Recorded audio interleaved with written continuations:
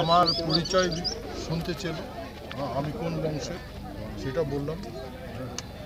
আমি বললাম আমাদের বংশ পরিচয় কাহানি। আমার এই মহারাজ নরক ভবদত্ত, আমরা সেই বংশের লোক।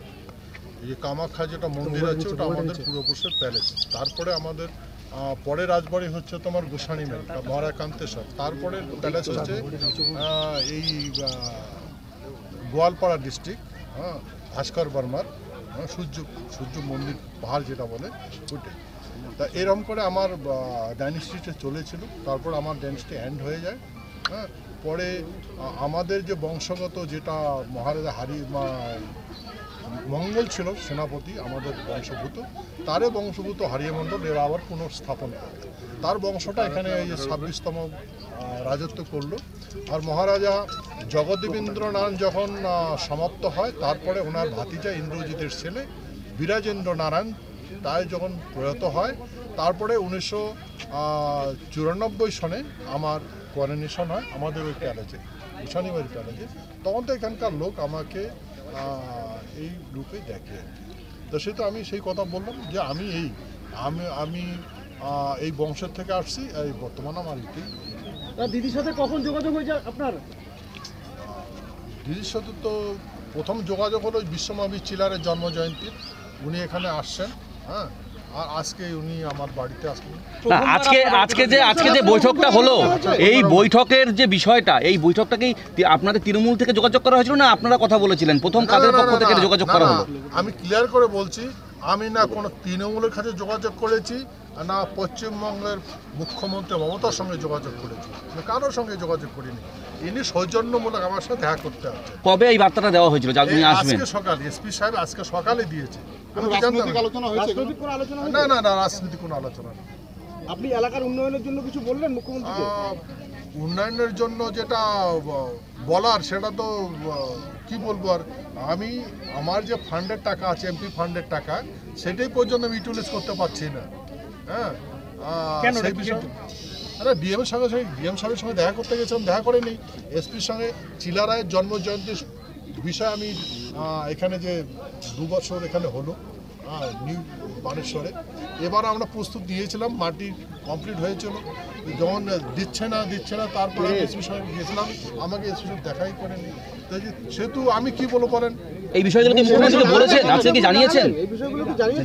না, এই বিষয়ে বলিনি, কিন্তু আমি বলেছি যে আমি আপনার সঙ্গে যোগাযোগ করার চেষ্টা করেছি, কিন্তু আমি হয়নি। তো বলছে যে ঠিক আছে, এরপরে কোনো প্রবলেম হবে না বলছে। উনি আজকে কি খেলেন? শুধু গ্রিন টি খেয়েছেন, আর বাকি আমরা যতটুকু সত্য করেছি উনি শুধু দেখেছেন। তৃণমূলে যোগ দেওয়ার ব্যাপারে কোনো চিন্তা ভাবনা করছেন নাকি? আমার কি মতি মরে গেছে নাকি? হ্যাঁ, এগুলো কথা আমি নট ইন্টারেস্টেড।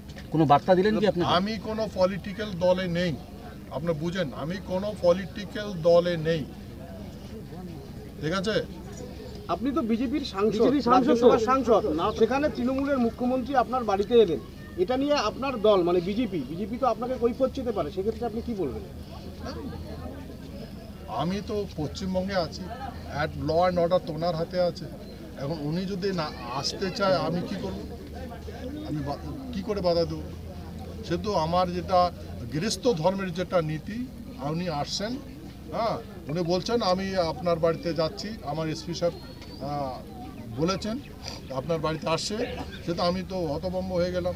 হ্যাঁ, কিন্তু রাত্রে যখন আমি ওই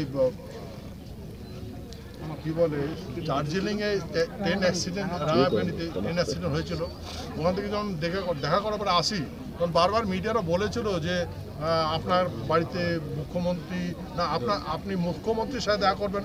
আমি তো বলছি কী ব্যাপার, কি কোথায় কি কথাবার্তা হচ্ছে, তা আমি তো এটা জানি না।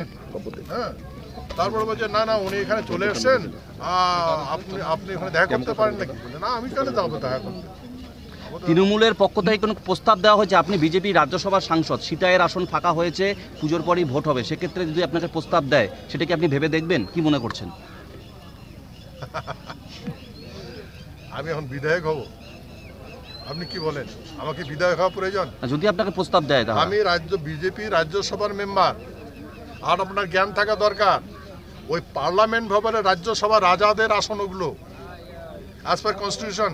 ওখানে রাজারাই বসবে, বললেন? মুখ্যমন্ত্রী আসলে আপনি কি না না, শোনেন, তা আমি ওই রাজসভায় গিয়েছি, ভারতের পার্লামেন্ট ভবনে রাজসভায় গিয়েছি। আমি রাজ্যসভায় লোকসভায় যাইনি। তা এখন আপনারা যদি বলেন আমি এমএলএ হব, আমার কি মস্তিষ্ক খারাপ হয়ে গেছে?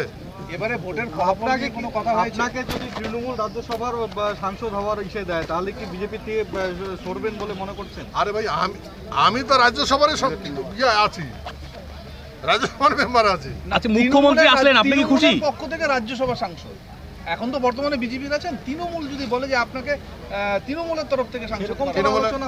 তৃণমূলে কেন যাব? আমার মতি মরে গেছে নাকি তৃণমূলে যাব? আমি বিজেপির সক্রিয় সদস্য, মানে রাজ্যসভার মেম্বার। আমাকে নিয়েছে বিজেপি, হ্যাঁ, বিশ্বাসে নিয়েছে। আমি এরকম করব? মুখ্যমন্ত্রী আজকে আপনার বাড়িতে এলেন, আপনি কি খুশি? হ্যাঁ, মুখ্যমন্ত্রী আপনার বাড়িতে এলেন, আপনি কি খুশি? একজন স্টেটের হেড অফ দ্য ডিপার্টমেন্ট আমার বাড়িতে আসছে, তো খুশি তো হবে। তাহলে আপনি বলতে চান আজকে শুধু সৌজন্য সাক্ষাৎকার, হ্যাঁ, উনি বলেছেন, আপনি এসেছেন, তাই তো? এটাই বিষয়টা। কিছু উপহার হিসাবে কিছু নিয়ে এসেছেন আপনার বাড়িতে? প্রথমবার এলেন, মিষ্টি মিষ্টি কিছু এনেছেন আপনার? না না না, শুধু আমাকে একটা শাল দিয়েছে, শাল উপহার দিয়েছে। আর আমি ওনাকে দেখলেন, আমি যা দিয়েছি এখানে আপনার সামনেই দিয়েছি, আর কিছু দিই। এবারে ভোটের ফলাফল নিয়ে কি আপনাকে কৃতজ্ঞতা জানিয়েছে? না না না না, ভোটের সম্বন্ধে কোনো আলোচনা হয় ফলাফল নিয়ে কোনো কৃতজ্ঞতা? না না না না, কোনো আলোচনা হয়। আপনার বাড়ি দেখে কি বললেন মুখ্যমন্ত্রী?